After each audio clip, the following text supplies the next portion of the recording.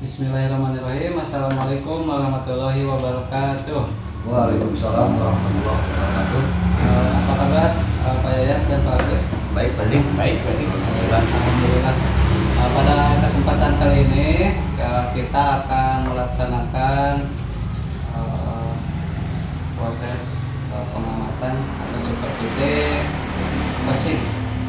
Dalam hal ini saya akan bertindak sebagai pengamat, kemudian Pak Yayat akan berperan sebagai coach dan Pak Agus akan bertindak sebagai coaching. Tetapi sebelum dimulainya proses coaching, saya akan menyampaikan beberapa hal terlebih dahulu. Yang pertama yang akan saya amati itu adalah pertama alur tirta dari mulai tujuan, identifikasi, rencana dan tanggung jawab yang akan dipertanyakan oleh seorang coach, oleh Pak Yayat. Kemudian yang kedua adalah kompetensi yang dimiliki oleh seorang coach. Jadi beberapa kompetensi coaching apa yang akan dikembangkan oleh Pak Yayat sebagai coach pada sesi kali ini? Sebetulnya banyak yang memang akan dikembangkan pada proses coaching kali ini, tetapi saya akan menitik beratkan kepada pertanyaan yang berbobot. Itu seperti itu, mungkin pada saat nanti proses coach atau coaching, saya sebagai coach itu akan berupaya untuk mengembangkan kompetensi tentang pertanyaan yang berbobot kepada seorang coach. Oh ya, sudah sangat jelas bahwa pada sesi coaching kali ini yang akan coach kembangkan adalah kompetensi mengajukan pertanyaan yang berbobot. Silahkan, bismillah, sudah boleh dimulai. Baik, terima kasih Pak Didik, Pak Yayat. Oke, Assalamualaikum Pak Kepala. Waalaikumsalam warahmatullahi wabarakatuh. Pak Agus, gimana kabarnya Pak Agus? Alhamdulillah Pak Yayat. Sebelumnya saya mohon maaf sudah mengganggu aktivitas Pak Kepala. Dalam hal ini saya sebagai guru ada beberapa hal kesah yang akan saya sampaikan ke Bapak Kepala. Barangkali demikian Pak Kepala. Ya, terima kasih Pak Agus. Saya sudah dijadikan teman untuk curhat ya, karena di sini juga selain sebagai kepala mungkin selain sebagai pimpinan mungkin di sini juga sebagai teman curhatan ya. Kira-kira nah apa yang akan dicurhatkan atau akan dicakapkan pada pertemuan kali ini Pak Agus? Ya, terima kasih Pak Kepala. Saya jadi segan nih antara mitra dengan pimpinan, tapi Bapak dalam hal ini adalah luar biasa. Iya, bisa memposisikan sebagai mitra bagi saya sebagai pendidik. Begini Pak Kepala, saya permasalahan yang saya alami sekarang, khususnya saya di divisi teknik ya Pak Kepala, saya sebagai guru praktik di sini, baik pada saat saya mengajar di lokal ataupun saya di workshop atau di bengkel, seringkali saya temukan pada saat saya menerangkan baik praktiknya ataupun teorinya, semua siswa itu tidak semuanya memperhatikan dengan sama. Ada yang main-main, ngobrol dan sebagainya, sehingga hal ini mengganggu sebagian siswa yang berniat untuk belajar sungguh-sungguh. Nah, itu yang saya khawatirkan. Tujuan pembelajaran yang saya sudah cantumkan khususnya di RPP saya itu tidak tercapai. Apalagi ini nyangkut secara teknis praktik di workshop. Saya khawatirnya seperti itu. Barangkali itu keluhan saya Pak Kepala. Gimana caranya supaya siswa itu aktif semuanya? Nah, gitu. Ini ada beberapa yang tidak melaksanakan itu. Jadi itu keraguan dalam pikiran saya, dan kebetulan hari ini saya bisa bercakap dengan Bapak sebagai pimpinan saya di sini, gitu Pak Kepala. Ya, terima kasih Pak Agus. Berarti intinya dari percakapan ini Pak Agus menginginkan adanya hasil nantinya karena pada saat proses pembelajaran berlangsung di kelas banyak siswa atau tidak semua siswa yang mengikuti pembelajaran secara aktif dan kebanyakan yang tidak aktif. Nah, dari permasalahan itu mungkin Pak Agus bisa mengidentifikasi hal-hal yang memang menyebabkan para siswa tersebut pembelajaran di kelasnya menjadi pasif atau tidak aktif, bahkan memang tidak memperhatikan dan sebagainya. Kira-kira apa sih permasalahannya? Iya, saya coba mencari pemecahan sendiri, juga saya lihat rekan-rekan yang lain Pak Kepala di sini. Ini bisa jadi barangkali hal ini apa yang saya sampaikan, materi apa yang saya sampaikan baik teori ataupun praktek bisa jadi kurang menarik Pak Kepala ya. Yang pertama, yang kedua barangkali dari segi teknis yang lainnya pun mungkin saya belum bisa meraih keinginan sepenuhnya siswa, keinginan siswa itu apa, dan saya belum bisa meraba ke arah sana gitu. Jadi gimana saya aja yang ngajar, yang penting materi tersampaikan, barangkali seperti itu enak di saya, barangkali siswa belum bisa menerima di situ. Nah, itu barangkali pemikiran saya kenapa siswa itu tidak fokus di situ. Jadi barangkali saya lebih egois juga ya Pak Kepala ya sebagai guru. Jadi kurang memperhatikan keinginan siswa, barangkali demikian Pak Kepala. Intinya berarti kita permasalahannya di sana ya. Nah, kira-kira apa yang sudah disampaikan Pak Agus, apa yang sudah dilaksanakan oleh Pak Agus, ketercapaiannya pada saat Pak Agus memberikan pembelajaran yang memang dianggap oleh Pak Agus itu kurang memuaskan, itu berapa persen Pak Agus tuh siswa yang memang dirasa tidak bisa mengikuti pembelajaran Pak Agus? Iya, itu kurang lebih 40%-an Pak Kepala.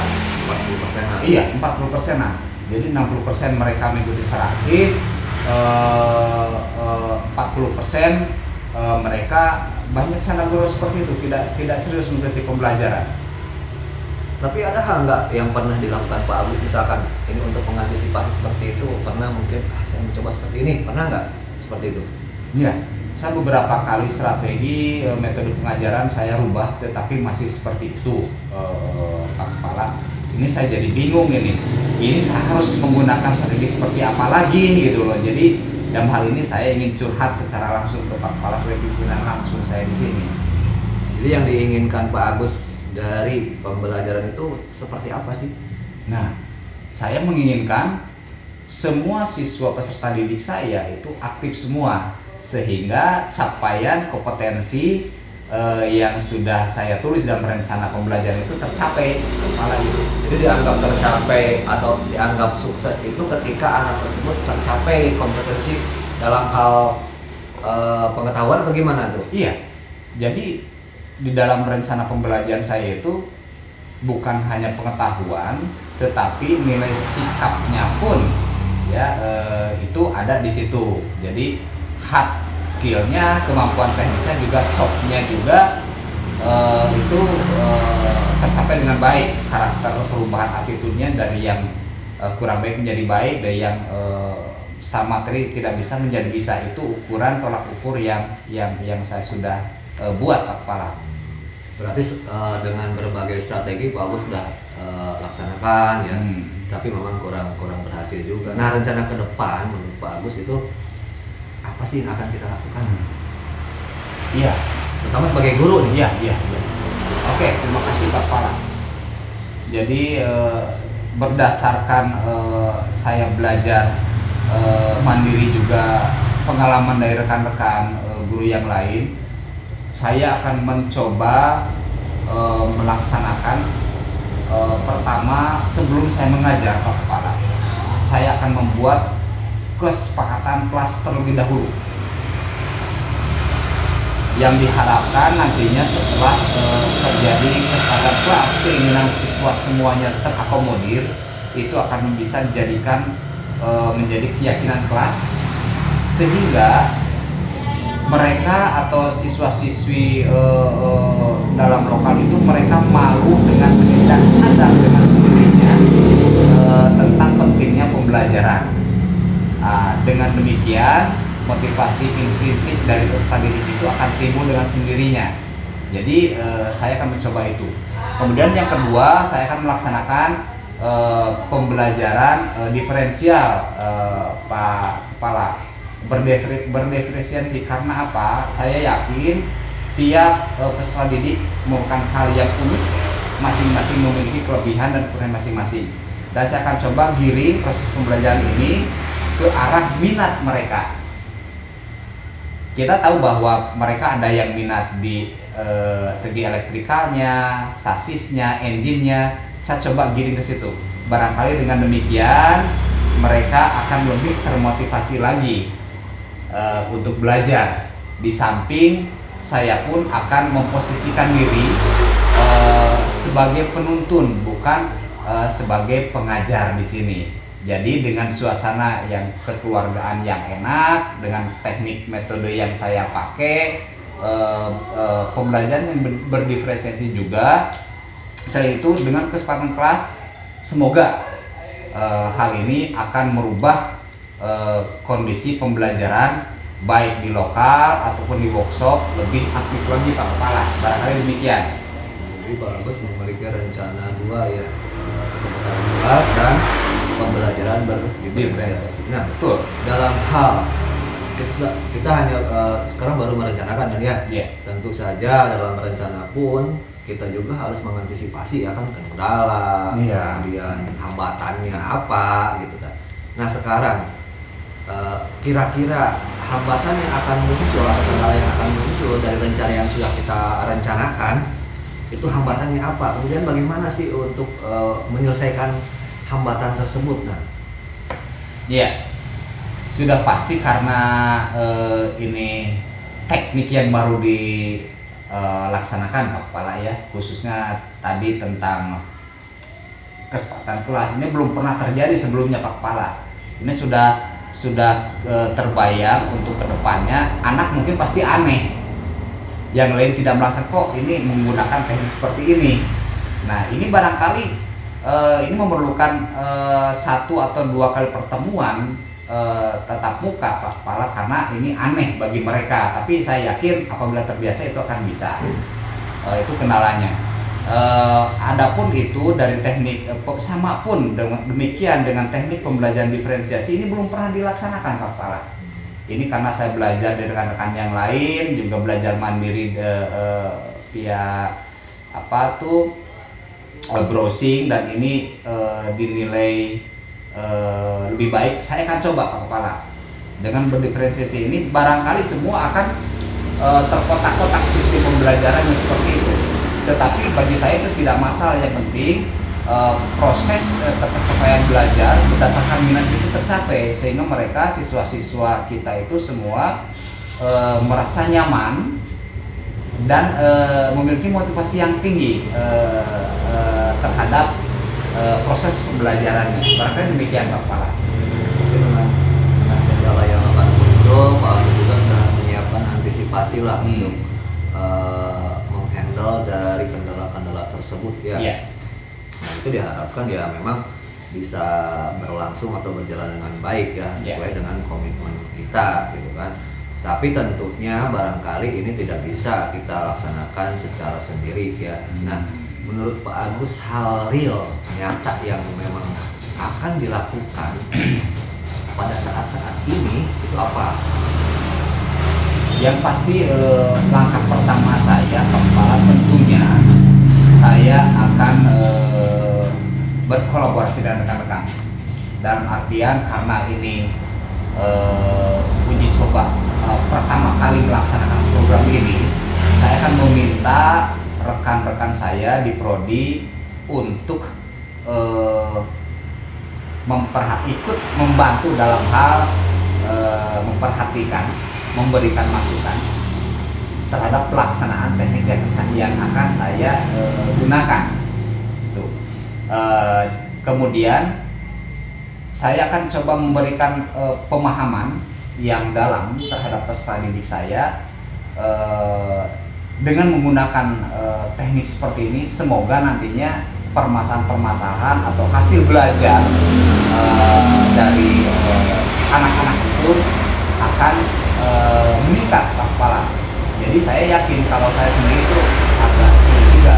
Selain pertama sekarang saya itu Bapak sebagai koordinasi atau laporan saya kepada Bapak sebagai pimpinan, juga setelah ini akan saya sosialisasikan kepada rekan-rekan sebagai wujud dari perwujudan kolaboratif bersama dalam hal mendukung niat saya untuk meningkatkan motivasi belajar siswa baik di kelas ataupun di workshop.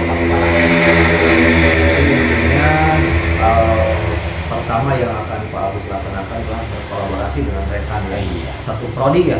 Iya, satu prodi ya. Tidak semua Pak Agus, tidak semua. Tidak, saya di satu prodi, divisi engine, ya sepeda motor. Berarti karena beda-beda itu ya? Iya. Ya. Berarti bagus itu ya. Rencana yang memang akan melaksanakan Pak Agus sudah digunakan, ya mudah-mudahan bisa sesuai dengan program. Nah kemudian ada komitmen dari Pak Agus bahwa akan melaksanakan kolaborasi yang paling pertama kali dilaksanakan ya. Kemudian selanjutnya komitmen apa yang akan dilaksanakan oleh Pak Agus sehingga bisa tercapai nih semua permasalahan yang menjadi permasalahan bisa tertanggulangi nih. Komitmen yang akan dilaksanakan rencana, misalkan yang akan dilaksanakan rencana itu. Nah komitmennya Pak Agus sendiri itu dengan siapa, kemudian berapa minggu yang harus dilakukan oleh Pak Agus, kapan? Ya. Oke, makasih Pak Kepala atas supportnya.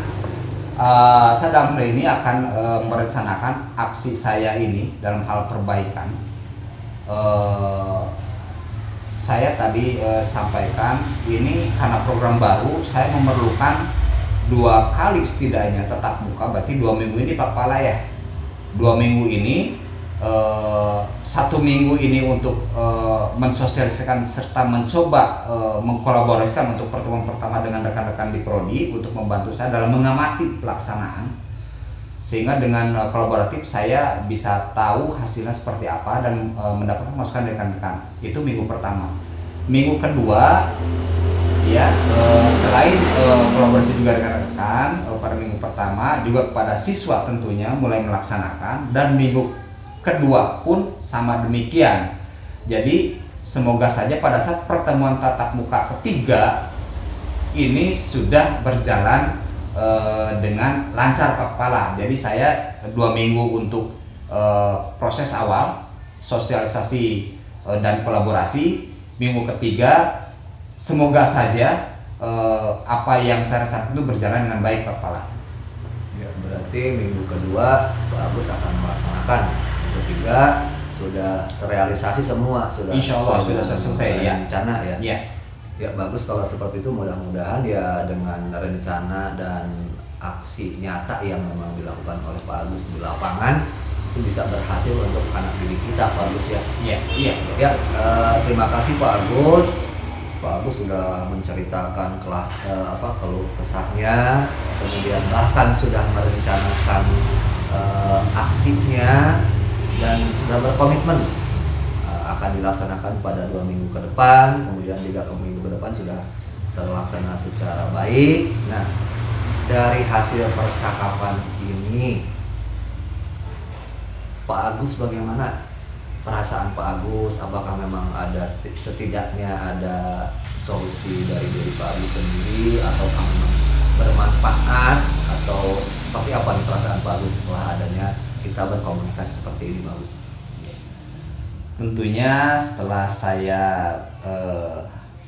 berkomunikasi dengan Bapak sebagai pimpinan, saya lebih merasa lebih plong, lebih tenang Pak Kepala. Artinya apa keluh kesah yang ada pada diri saya itu sudah tersampaikan langsung kepada Bapak sebagai pimpinan di sini.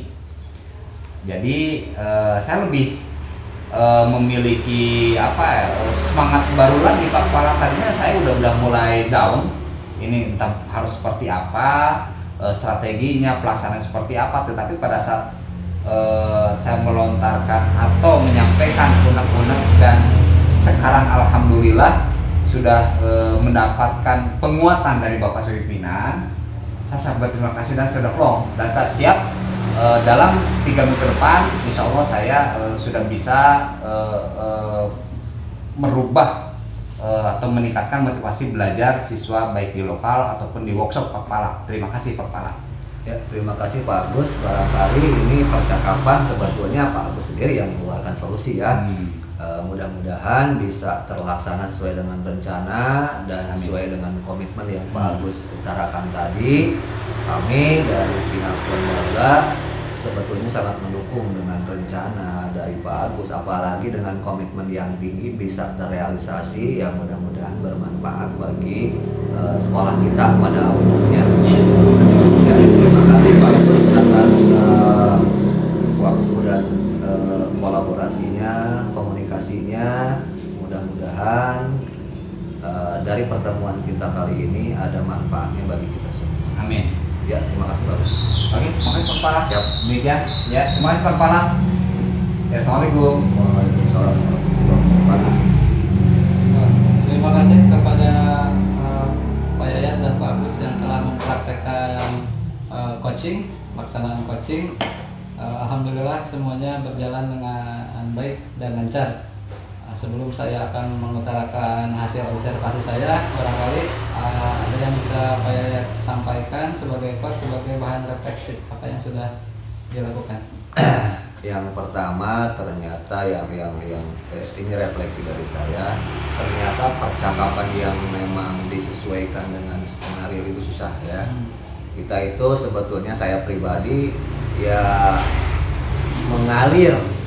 Kalau percakapan itu mengalir sesuai dengan apa yang sedang kita bahas, tetapi ternyata dengan menggunakan alur tirta itu lebih jelas, ya lebih jelas. Sehingga dalam benak saya, apa nih pertanyaan yang kedua yang akan saya lakukan? Nah, saya belum bisa memahami ini. Jadi terkadang terbalik.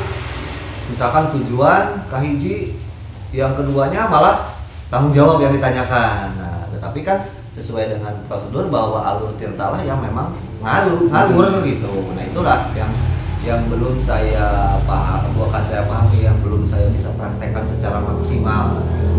Jadi pertanyaan-pertanyaan itu ini masuknya kemana nih? Alur mana nih? Nah, itu mungkin seperti itu Pak Didik sebagai pengamat. Tapi ini menjadi bahan koreksi ke depan ya. Mudah-mudahan kita bisa dilaksanakan gitu. Ya, terima kasih Pak Yayat atas refleksinya. Mudah-mudahan apa yang sudah disampaikan juga bisa bermanfaat juga bukan hanya Pak Yayat tapi juga untuk kita semua ya, bahwa apa yang kita pelajari di alur tirta ini bisa terbiasa. Karena sekarang belum terbiasa ya Pak alurnya seperti apa. Tetapi berdasarkan hasil observasi yang sudah saya laksanakan tadi, saya sangat mengapresiasi sekali kepada Pak Yayat yang sudah melaksanakan proses coaching dengan alur tirta. Sebetulnya apa yang dikatakan Pak Yayat tadi dalam pelaksanaannya sudah sangat sesuai. Dari alur pertama menanyakan tujuan, kemudian yang kedua identifikasi, kemudian yang ketiga tentang rencana, dan yang keempat tentang tanggung jawab. Semuanya alhamdulillah sudah berurutan. Kemudian tentang kompetensi coaching, proses coaching, saya sangat menggarisbawahi kemampuan Pak Yayat dalam melontarkan pertanyaan yang berbobot.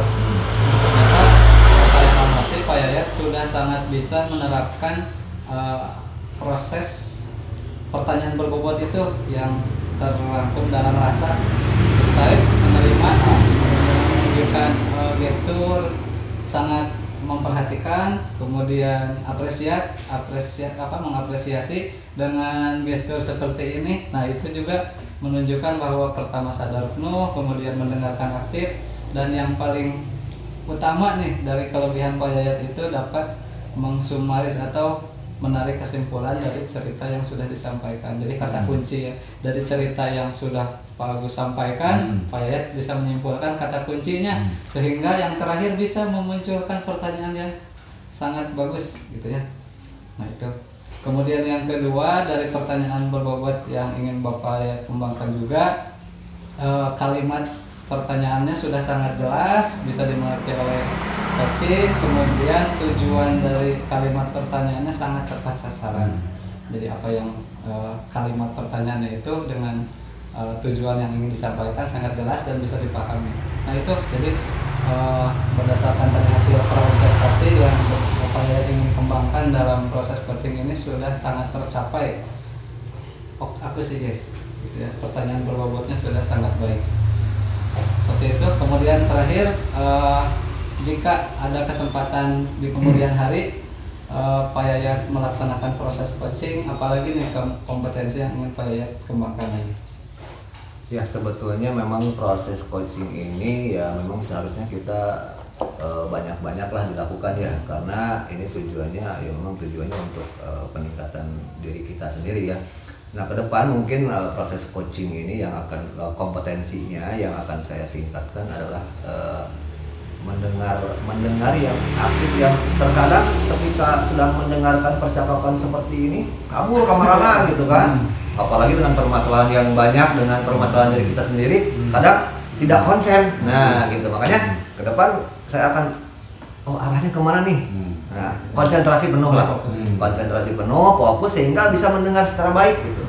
Tapi terkadang kalau misalkan seperti sedang percakapan seperti ini, ada kadang melintas di pikiran kita hal-hal yang lain, terkadang buyar gitu kan. Tapi belum ada konsentrasi. Nah, ke depan mungkin yang akan saya tingkatkan adalah fokus mendengar apa sih yang menjadi permasalahan dari seorang coach itu.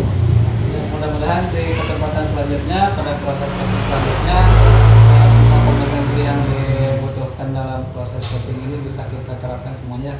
Terima kasih Pak Agus, terima kasih Pak Yayat. Oke, sama-sama. Assalamualaikum warahmatullahi wabarakatuh. Waalaikumsalam warahmatullahi wabarakatuh. Bismillahirrahmanirrahim. Assalamualaikum warahmatullahi wabarakatuh. Waalaikumsalam warahmatullahi wabarakatuh. Baiklah yang terhormat rekan-rekan calon guru penggerak angkatan 6 Kota Banjar. Hari ini kita akan mempraktekkan proses coaching, di mana sebagai tugas kita di demonstrasi kontekstual modul 2.3. Perkenalkan, nama saya Yayat Hidayat, saya dari SMP Negeri 8 Banjar. Dalam hal ini saya akan berperan sebagai pengamat. Kemudian di sebelah saya Pak Agus Gandhi dari SMK Negeri 3 Banjar, di mana pada kali ini Pak Agus akan berperan sebagai coach. Kemudian Pak Didik dari SD Negeri 2 Kujangsari, dalam hal ini Pak Didik berperan sebagai coaching. Namun sebelum kita melaksanakan proses coaching ini, beberapa hal yang perlu saya sampaikan. Yang pertama adalah kompetensi dari coaching itu yang sudah kita pahami, yaitu Alur Tirta, di mana Alur Tirta itu diawali dari tujuan dari coach ini harus muncul. Kemudian identifikasi, di mana seorang coach yang mana pada kali ini diperan oleh Pak Agus, seorang coach harus bisa mengidentifikasi dari permasalahan-permasalahan dari seorang coaching. Kemudian rencana aksi yang akan dilakukan oleh seorang coaching juga harus mampu digali oleh seorang coach, oleh Pak Agus. Kemudian yang terakhir adalah tanggung jawab. Bentuk tanggung jawab yang akan dilaksanakan oleh seorang coaching itu juga harus muncul dari seorang dipancing oleh seorang coach. Kemudian yang kedua, kompetensi yang kedua adalah pertanyaan berbobot. Silahkan Pak Agus dalam proses coaching ini berikanlah pertanyaan-pertanyaan berbobot yang nantinya bisa menggali dari informasi-informasi yang diberikan oleh seorang coaching, di mana oleh Pak Didik ya. Kemudian yang ketiga adalah pengembangan kompetensi coach. Oke. Sebelum kita mulai dari proses coaching dulu, sebelum kita memulai dari proses coaching ini, saya akan menanyakan dulu kompetensi coaching yang akan dikembangkan oleh seorang coach. Kira-kira dalam percakapan ini apa? Iya, terima kasih Pak Yayat. Saya sebagai coach akan mengembangkan potensi pertanyaan yang berbobot sehingga nanti diharapkan mampu menggali semua potensi yang dimiliki oleh Pak Didik selaku coach. Demikian Pak ya. Jadi indikator ketercapaiannya adalah dari proses coaching ini adalah pertanyaan berbobot. Iya, betul. Sehingga bisa menggali informasi dari seorang coaching dari Pak Didik gitu ya. Iya. Baiklah, untuk mempersingkat waktu disilakan Pak Agus dan Pak Didik untuk mempraktekkan proses coaching ini. Sekali lagi saya tegaskan bahwa Pak Agus di sini adalah bertindak sebagai coach dan Pak Didik bertindak sebagai coaching. Silakan Pak Agus. Ya, terima kasih Pak Yayat. Baik, Pak Didik, sehat Didik? Alhamdulillah, Bapak sehat. Alhamdulillah. Mohon maaf sebelumnya Pak Didik, karena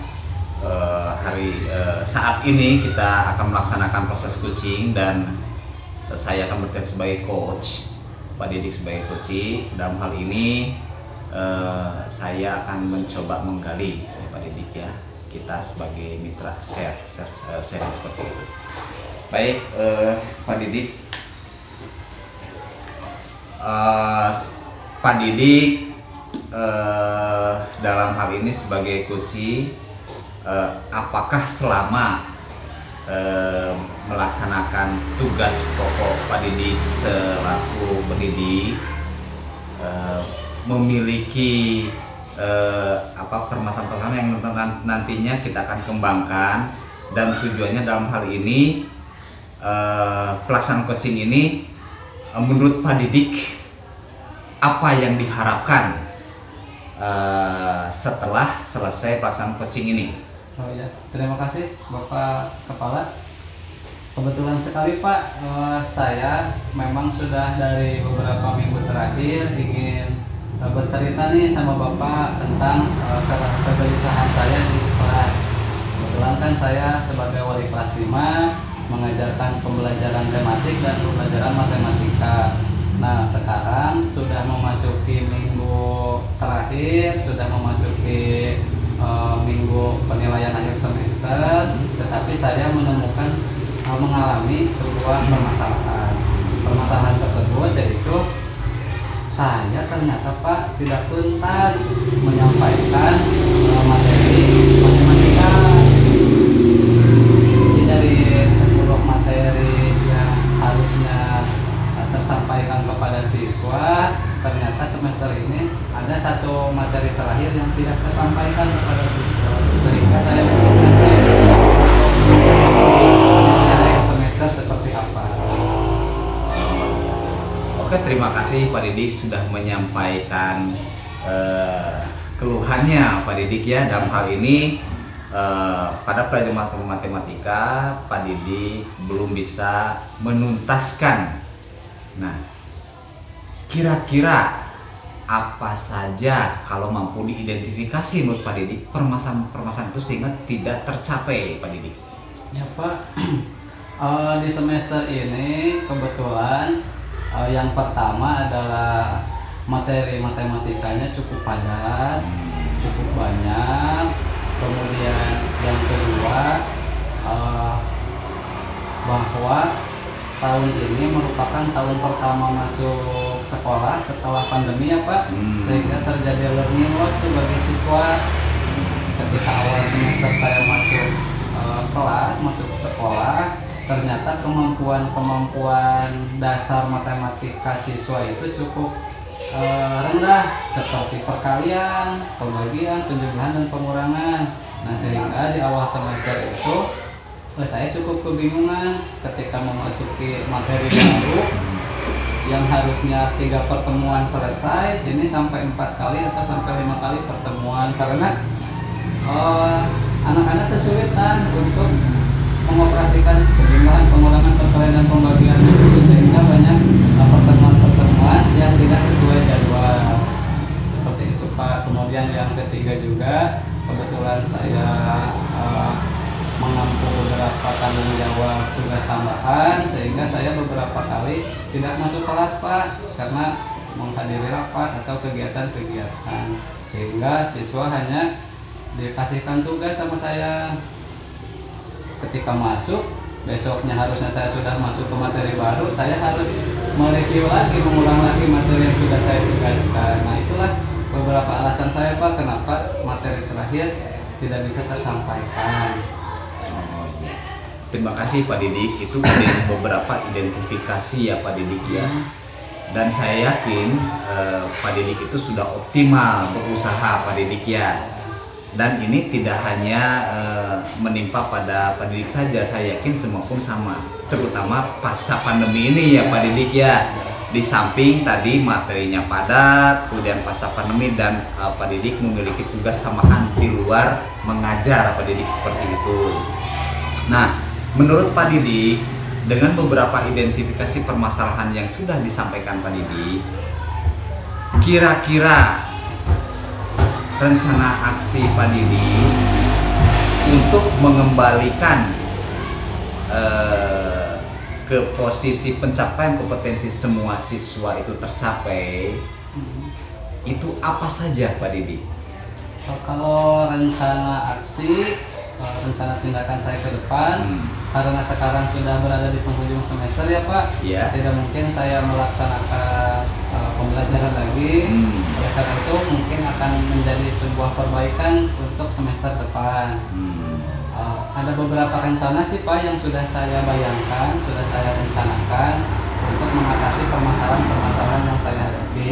Pertama adalah di awal semester saya sepertinya akan memfokuskan 1 minggu untuk memperdalam dan mempertajam keterampilan dasar matematika. Tadi itu ya, yang paling kesulitan itu perkalian dan pembagian.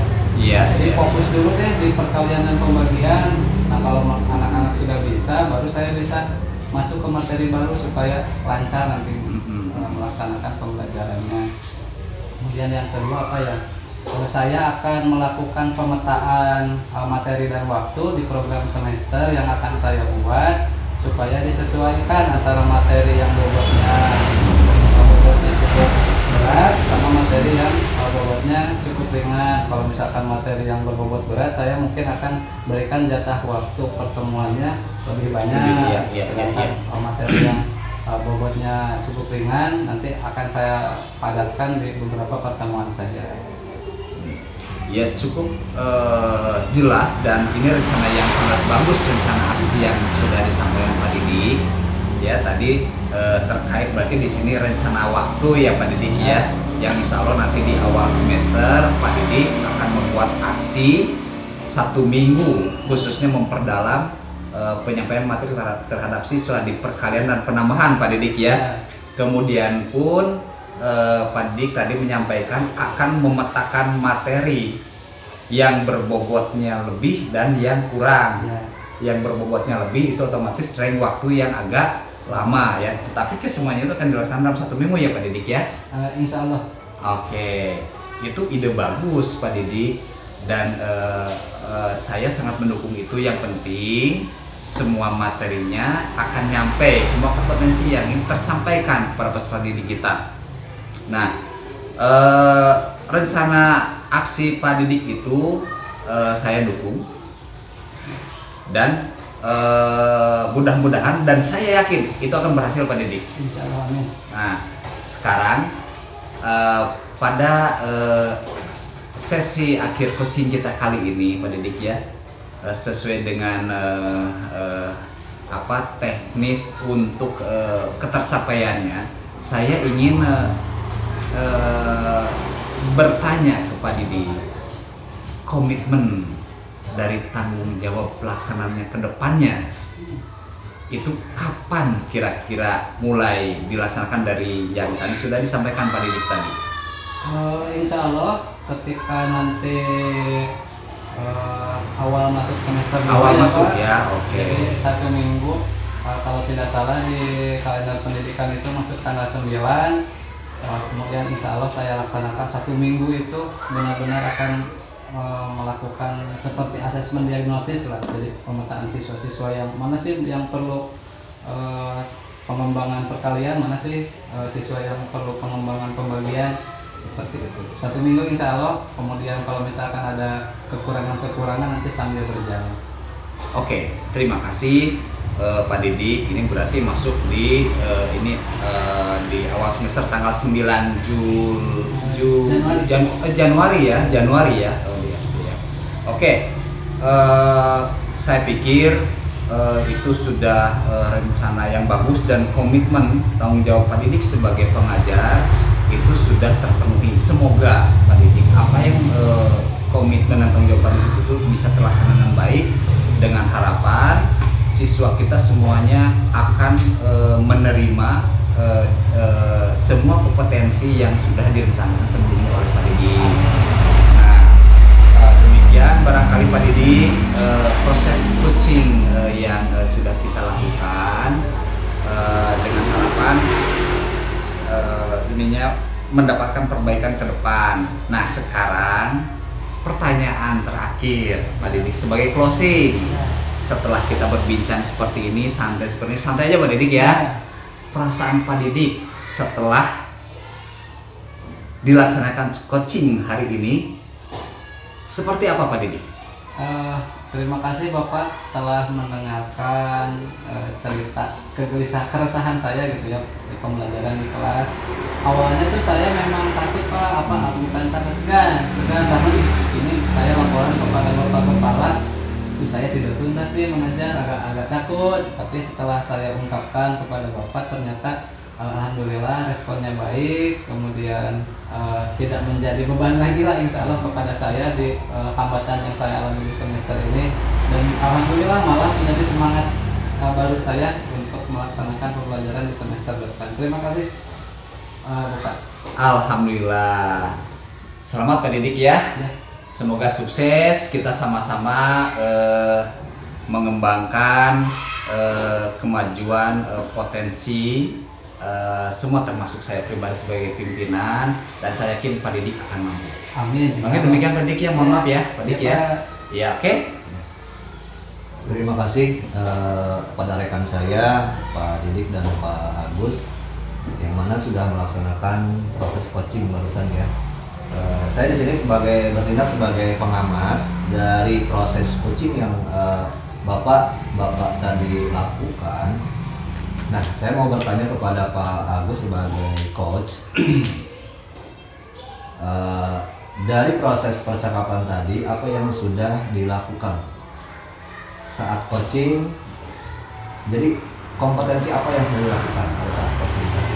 Kemudian indikator ketercapaiannya apakah sudah tercapai barusan ketika proses coaching tadi? Ya, terima kasih Pak Yaya. Tadi saya mengembangkan kompetensi ingin menggali potensi yang ada pada itu melalui pertanyaan berbobot, dan sudah saya sampaikan, dan alhamdulillah potensi-potensi yang ada yang dimiliki oleh Pak Didik itu sudah tergali, gitu Pak ya. Ya berarti memang dari awal kita tujuannya adalah mengembangkan potensi dari pertanyaan berbobot ya Pak Agus sebagai coach di sini. Kemudian berdasarkan tadi apa yang sudah saya amati, kemudian saya juga sedikit banyaknya mencatat hasil dari coaching tadi dari segi alur tirta, di mana tadi Pak Agus sebagai coach sudah memberikan pertanyaan yang merangsang untuk tujuan yang dilakukan. Bahkan Pak Agus sebagai coach tadi menanyakan kepada Pak Didik sebagai coach tujuan dari percakapan itu apa. Kemudian Pak Didik juga menyampaikan bahwa Pak Didik tadi kenapa sih pembelajaran matematika ini tidak tuntas gitu kan ya. Nah dari sana kemudian maju ke alur yang berikutnya, yaitu identifikasi seorang coach, di mana dalam hal ini Pak Agus sudah setidaknya menggali, mengidentifikasi permasalahan yang muncul dari Pak Didik ya sebagai coach. Nah Pak Didik sebagai coach tadi menjawab materinya cukup banyak, katanya padat, kan? Kemudian efek dari tahun pertama masuk akibat dari pandemi. Iya, Seperti itu ya. Kemudian di samping itu ada tugas tambahan yang memang banyak dilakukan oleh Pak Didik sehingga ke kelas sepertinya berkurang volumenya, sehingga itu yang menyebabkan ketidaktuntasan dari materi yang pada matematika tersebut. Nah itu. Kemudian pada rencana aksi tadi Pak Agus sebagai coach juga sudah menanyakan rencana ke depan, rencana aksi yang akan dilakukan oleh Pak Didik sebagai coach itu apa. Pak Didik tadi menjawab bahwa rencananya di awal semester beliau akan memperdalam materi matematika tersebut ya. Kemudian juga memetakan materi beserta waktu yang dibutuhkan sehingga ketuntasan bisa tercapai di semester nanti ya. Itu rencana yang memang keluar dari seorang coach atau Pak Didik. Kemudian bentuk tanggung jawabnya, alur yang terakhir adalah tanggung jawab Pak Didik ini berkomitmen untuk bisa melaksanakan rencana-rencana yang beliau rencanakan itu di awal semester depan itu sudah bisa dilaksanakan atau sudah bisa terrealisasi ya. Itu komitmen Pak Didik sebagai coach. Jadi kesimpulannya pada alur tirta di sini sudah nampak alur tirtanya. Cuma mungkin kita perlu menggali lagi. Mungkin ada hal yang memang perlu digali lagi sehingga bisa muncul rencana-rencana lain. Kemudian bentuk tanggung jawab yang real, yang nyata, yang memang harus segera diprioritaskan dilaksanakan. Bentuknya seperti apa? Kemudian dari hasil percakapan tadi. Nah, kira-kira kalau misalkan ada proses coaching lagi ke depan, nah Pak Agus sebagai coach itu akan yang akan dikembangkan kompetensinya apa? Kompetensi coaching itu dalam minggu depan, misalkan minggu depan kita akan laksanakan coaching lagi. Nah, kira-kira kompetensinya apa yang akan dikembangkan lagi? Insya Allah saya akan mengembangkan potensi mendengar aktif. Dalam hal ini memenuhi kriteria rasa ya, istilah seperti itu, dari mendengar aktif sampai dengan teknik bertanya seperti rasa seperti itu. Barangkali dengan menggunakan lebih mengembangkan lagi kompetensi mendengar aktif ini akan lebih mampu menggali potensi diri yang ada pada Kuci, seperti itu Pak Yayat. Jadi dari Pak Agus kalau misalkan pun bertindak sebagai coach itu hal yang perlu dilaksanakan adalah yang memang perlu ditingkatkan dan dikembangkan adalah mendengar aktif dari seorang coach, keluhan-keluhan seorang coach didengarkan sehingga nanti bisa memunculkan pertanyaan-pertanyaan yang lebih berbobot lagi yang bisa menggali dari seorang coach. Ya betul Pak ya, betul. Oke, terima kasih Pak Agus dan Pak Didik. Mungkin proses coaching pada sesi pertama ini kita sudah lakukan, sudah laksanakan secara baik dan lancar. Mudah-mudahan ke depan proses coachingnya itu bisa lebih baik lagi sehingga ada hasil yang harus dilaksanakan dan yang akan kita laksanakan untuk pertemuan-pertemuan yang akan berikutnya. Terima kasih. Assalamualaikum warahmatullahi wabarakatuh. Waalaikumsalam warahmatullahi wabarakatuh. Tek satu di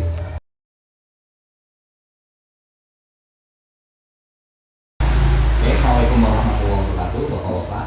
Waalaikumsalam warahmatullahi wabarakatuh. Iya, kita hari ini akan melaksanakan coaching.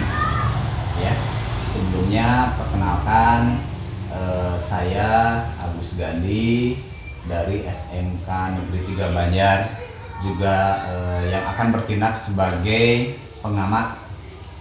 Ya, kemudian pada praktek coaching saat ini perkenalkan Pak Didik dari SD 2 tadi yang bertindak sebagai coach dan Pak Yayat sebagai kusi dari SMP 8 Banjar. Nah, dari nanti pada saat pelaksanaan coaching berlangsung perlu saya sampaikan sebagai pengamat. Yang pertama, agar kiranya nanti Pak Didik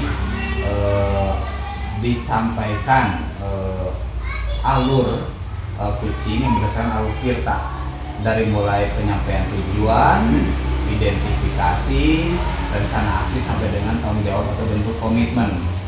Kemudian pun poin selanjutnya adalah nanti agar tercermin pertanyaan yang berbobot, kemudian juga ada juga potensi mendengarkan aktif dan sebagainya.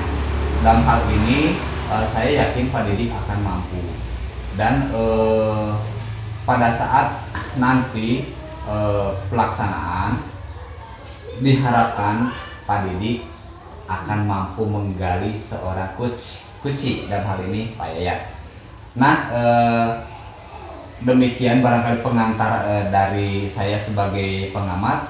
Untuk itu saya persilakan kepada Pak Didik dan Pak Yayat untuk melaksanakan sesi kucing saat ini.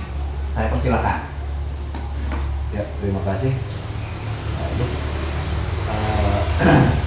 selamat pagi menjelang siang Pak Didik. Selamat pagi Pak Yayat.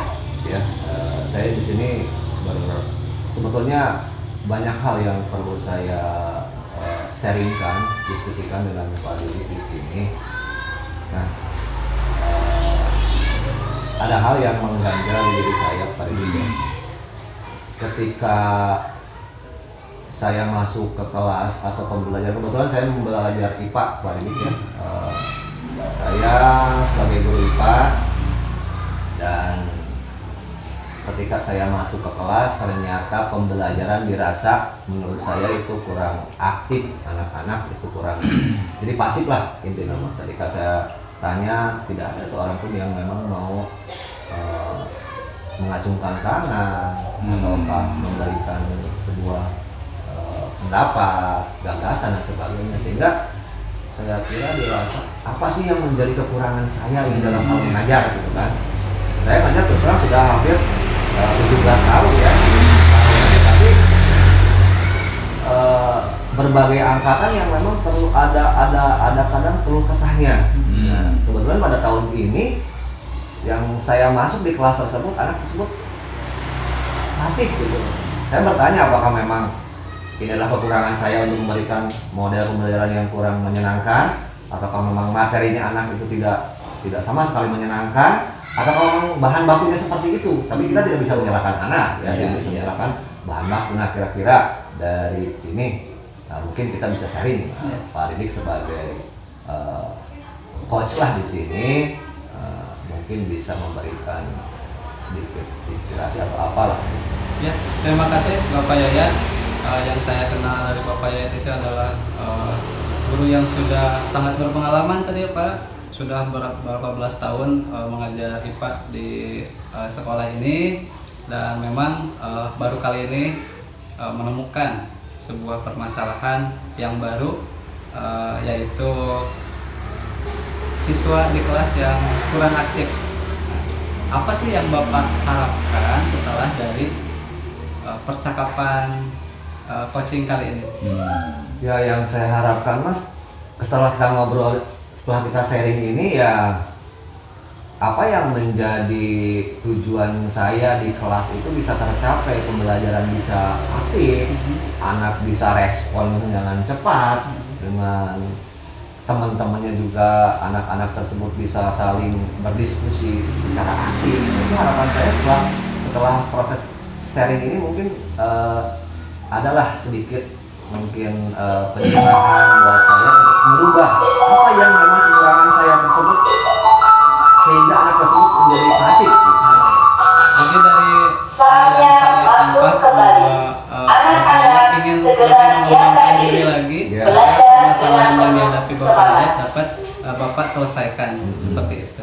Nah, tadi kan sudah disebutkan ya sama Bapak Yayat bahwa pembelajaran kelas yang Bapak idam-idamkan itu yang aktif, yang anak-anaknya menyenangkan, pembelajarannya mengasihkan.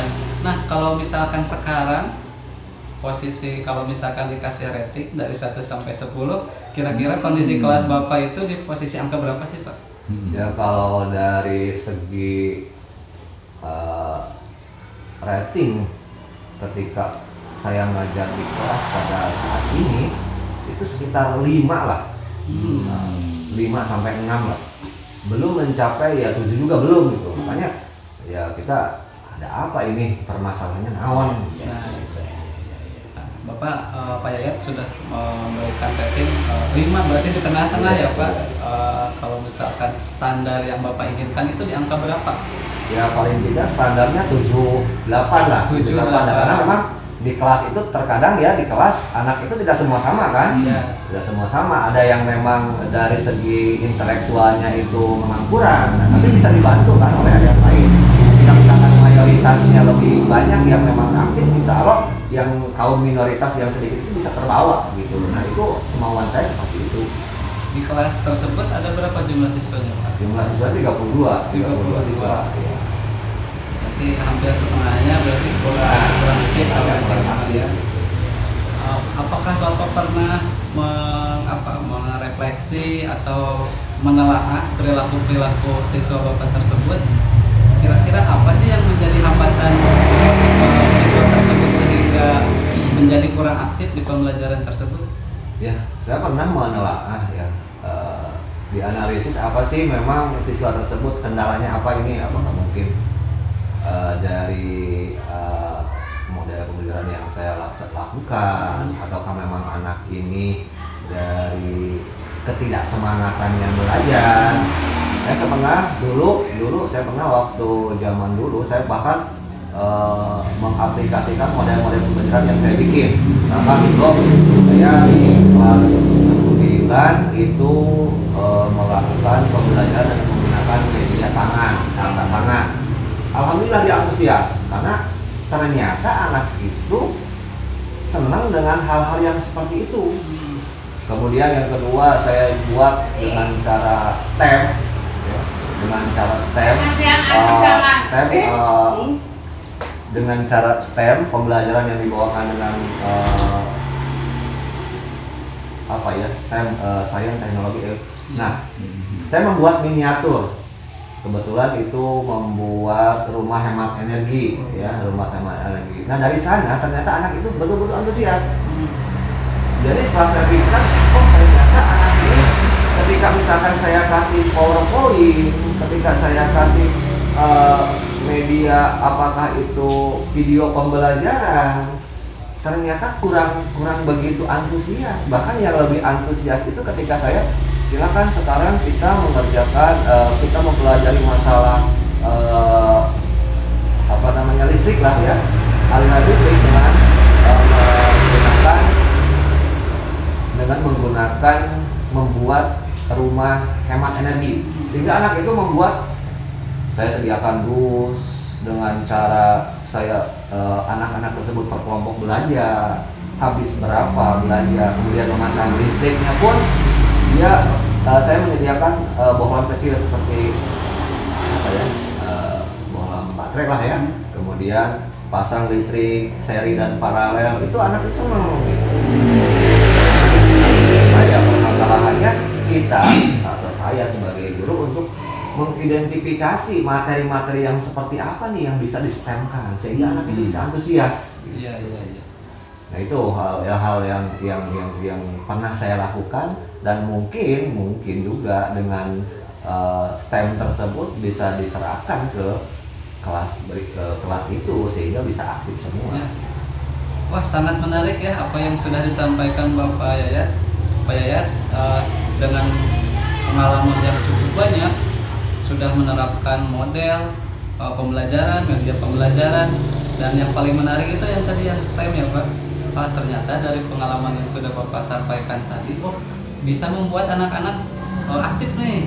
Tapi hambatannya itu Pak Yayat belum bisa menentukan tadi ya materi-materi mana saja nih yang perlu yang bisa di-STEM-kan atau dikasih media pembelajaran. Nah, terkait tadi ada siswa yang sangat tertarik, sangat berminat untuk melakukan melakukan pembelajaran dengan listrik, kemudian ada yang kurang berminat dengan menampilkan video saja. Nah, apakah di kelas Pak Yayat pernah sudah mempraktekkan asesmen diagnostik belum Pak? Nah itu yang perlu yang lagi dipikirkan saya. Ternyata kebutuhan anak itu sepertinya berbeda-beda, gitu kan. Dan kelemahan saya adalah belum melaksanakan asesmen diagnostik tersebut. Karena terkadang anak tersebut, wah saya senang dengan video, saya senang dengan langsung praktek. Mungkin hal itu yang perlu saya laksanakan secepatnya untuk bisa asesmen diagnostik anak, sehingga kita tahu kebutuhan mereka itu apa. Kebutuhan mereka itu apa, dan mungkin kembali lagi kepada diri kita dari mulai menyusun RPP atau skenario pembelajaran yang mengarah ke sana. Nah, hal yang memang perlu saya pikirkan itu mungkin bagi ya ke depan, karena memang dengan menggunakan STEM ini sangat antusias anak, sehingga saya harus berarti saya harus merencanakan dari skenario pembelajarannya, kemudian dilaksanakan proses pembelajarannya, kemudian kita evaluasi apa hasilnya. Seperti itu mungkin gitu yang memang saya lagi pikirkan gitu. Ya alhamdulillah ya, Pak Yayat sudah membayangkan, merencanakan sebuah solusi dari RPP, kemudian model pembelajaran yang seperti apa. Nah, dari solusi-solusi yang sudah Pak Yayat ungkapkan, utarakan, apa nih rencana ke depan di kelas Bapak yang real dalam jangka waktu ke depan? Ya kalau sekarang mungkin karena memang karena pas apalagi besok mungkin libur, ya berarti saya merencanakannya di awal semester pada tanggal 9 Januari, tapi sepertinya 9 Januari awal masuk biasanya kan seperti itulah ya. Kita tahu sendiri bahwa 9 Januari baru masuk anak-anak mulai dipetakan dulu, kemudian kita juga baru menyampaikan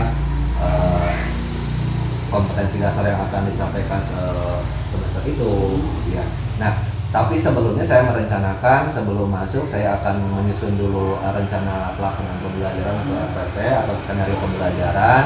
Saya susun pertemuan pertama apa, kemudian metode atau model yang pembelajaran yang akan saya laksanakan itu akan seperti apa, media yang saya butuhkan untuk anak itu apa, kemudian itu akan saya buat untuk beberapa kali pertemuan.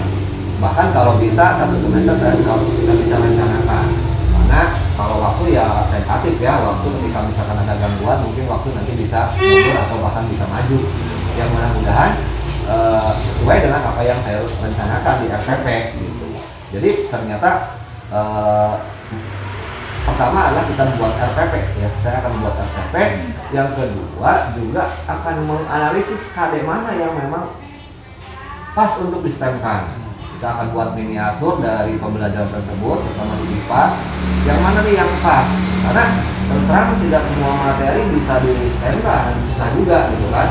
Tapi setidaknya saya berpikir apa nih akan di-stemkan dari semester ini. Nah itu mungkin merencanakan seperti itu yang akan saya lakukan.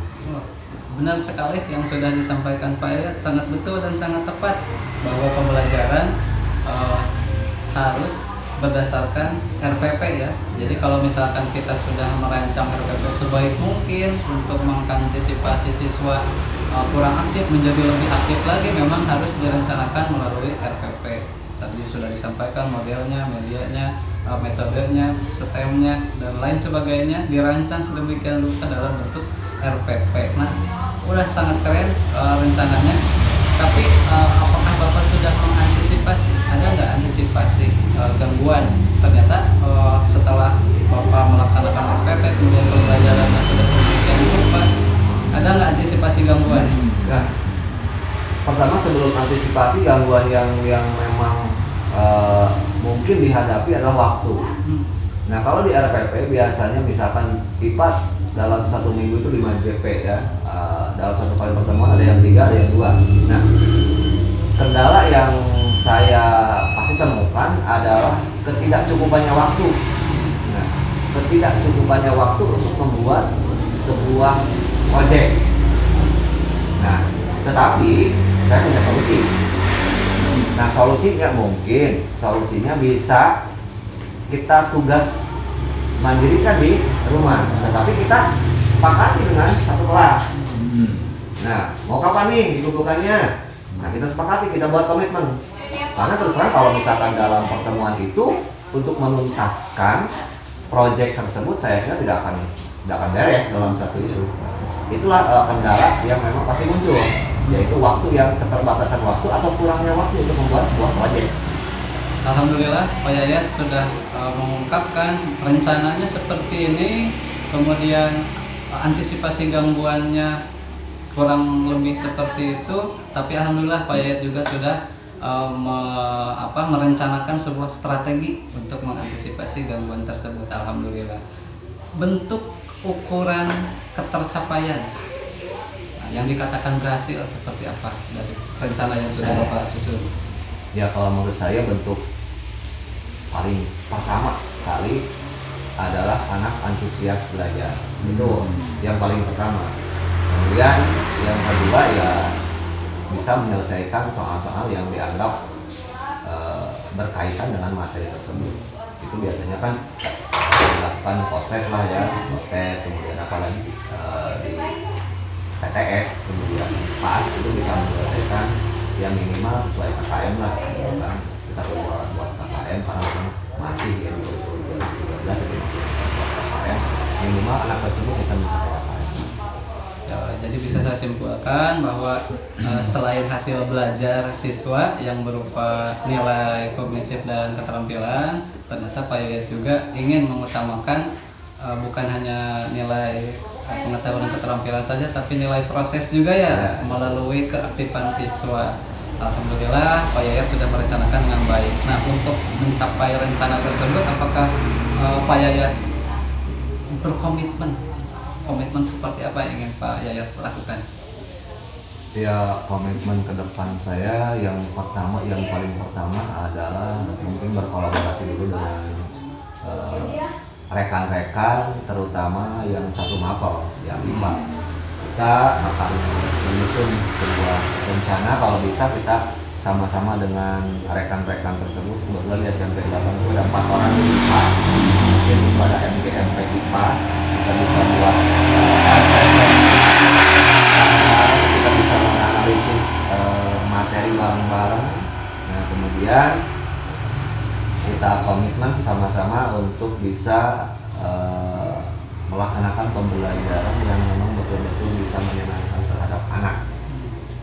Nah, insya Allah ya awal masuk insya Allah kami akan bahkan sebelum masuk di saat libur, mungkin karena sekarang medianya banyak sekali, bisa dengan WhatsApp grup dan sebagainya. Ya kita bisa berkomunikasi di sana, bisa saling tukar pikiran di sana awal masuk, sehingga pas masuk itu sudah tersedia RPP. Insya Allah sudah tersedia skenario, karena terus terang skenario RPP itu adalah merupakan salah satu kalau dalam film ya itu memang naskahnya, gitu. Naskah yang harus kita perankan itu seperti apa. Kalau misalkan RPP ke sini, kemudian kita melakukan pembelajaran ke arah sana, ya tidak akan ketemu, ya tidak akan berhasil terus terang. Memang betul yang namanya RPP itu merupakan salah satu acuan kita untuk melaksanakan proses pembelajaran di dalam kelas. Insya Allah saya akan melaksanakan 9 Januari itu terserah, kalau sampai 9 Januari saya kira tidak akan bisa dilaksanakan langsung ya. Tapi minggu itu insya Allah saya sudah bisa berkolaborasi dengan rekan-rekan, kemudian kita juga lesson study di mana rekan saya akan menjadi nanti observer, sehingga kekurangan saya itu bisa direfleksikan, apa sih kekurangan saya, bisa dipantau oleh rekan saya sehingga bisa memperbaiki proses pembelajaran ke depan. Alhamdulillah Pak Yayat komitmennya sudah sangat baik dengan berkolaborasi, dengan melaksanakan apa yang sudah direncanakan dengan rekan-rekan sejawat. Tadi akan dimulai ketika memasuki semester baru ya Pak. Yang perlu saya tanyakan juga kan untuk pembuatan RPP itu, ya dari awal semester sampai akhir semester itu cukup banyak ya RPP. Apakah Pak Yayat berkolaborasi di awal minggu pertama itu berkolaborasi dengan rekan-rekan menuntaskan semua RPP, atau dalam jangka waktu pertemuan ini kita menyusun RPP untuk 1 bulan depan kita susun lagi, atau seperti apa? Apa satu kali langsung beres, apa berkala? Kalau saya sistemnya mungkin seperti ini Pak. Jadi kebetulan guru IPA misalkan di sana ada 4, kita bagi-bagi. Nah ini misalkan untuk pertemuan A sampai pertemuan B, kemudian si orang kedua atau guru IPA yang kedua membuat RPP dari C ke D, sehingga kita kumpulkan, kita analisis bareng-bareng, sehingga nanti bisa dapat disimpulkan atau kita itu ada kesimpulan hasil analisis yang harus diperbaiki RPP itu apa. Nah, kita harus sampaikan Bapak. Betul. Berarti melalui lesson study ya Pak? Iya. Alhamdulillah semua tahapan yang ingin saya sampaikan sudah selesai, sudah jelas. Pak Yayat juga sudah mampu ya mengutarakan permasalahan, solusi dan komitmennya.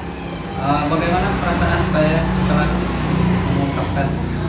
Ya, perasaan saya pribadi setelah kita bercakap ya di sini dalam arti sharing ya, yang minimal ada sedikit pencerahan lah buat saya, sehingga saya memiliki kepercayaan diri bahwa ini bisa berhasil. Semangat lagi ya Pak. Bisa berhasil. Kemudian asalkan ada komitmen dari diri saya pribadi, kemudian ditunjang dari rekan guru, sehingga anak didik kita bisa melaksanakan pembelajaran apa yang menjadi harapan saya itu bisa terlaksana nanti di depannya. Terima kasih Pak Yayat. Ya, sama-sama. Ya, terima kasih Pak Didik, juga Pak Yayat. Ini luar biasa proses jalannya kucing ini. Saya sudah mencatat sebagai pengamat pada saat berjalannya proses kucing. Saya mencoba memposisikan dia sebagai hadir secara penuh pada saat pelaksanaan. Dan ini luar biasa. Beberapa catatan yang dapat saya sampaikan sudah saya tulis di sini. Tetapi sebelumnya, dari proses kucing yang berjalan tadi, Pak Didik sebagai coach, kira-kira kompetensi apa yang sudah dilaksanakan sebagai coach terhadap kucing, Pak Didik? Refleksi saya dari hasil praktek kucing yang sudah saya laksanakan, sepertinya kesadaran penuh saya belum maksimal. Kemudian pendengar aktif, insya Allah saya cukup baik, sangat cukup maksimal lah, karena saya mendengarkan dengan aktif. Kemudian pertanyaan berbobot juga sudah saya coba gali sedemikian rupa, tetapi mungkin masih banyak kekurangan. Ya, terima kasih Pak Didik. Tadi setelah Pak Didik menyampaikan hal-hal yang sudah dilakukan, saya mencatat beberapa hal. Yang pertama, bahwa pelaksanaan coaching itu semuanya sudah terpenuhi kriteria pelaksanaan coaching oleh Pak Didik dan Pak Didik sebagai coach, Pak sebagai coaching. Beranjak dari alur tirta yang dilaksanakan, Pak Didik. Tujuannya sudah tersampaikan pelaksanaan coaching ini, kemudian juga identifikasinya sudah sangat jelas, bahkan sudah sangat menggali potensi yang ada di Pak Yayat. Sampai dengan beberapa strategi tadi coaching sudah sampaikan, dan itu apresiasi yang diberikan luar biasa oleh seorang coach terhadap coaching sudah tersampaikan. Kemudian rencana aksi pun itu sudah tergali pula oleh seorang coach terhadap coaching.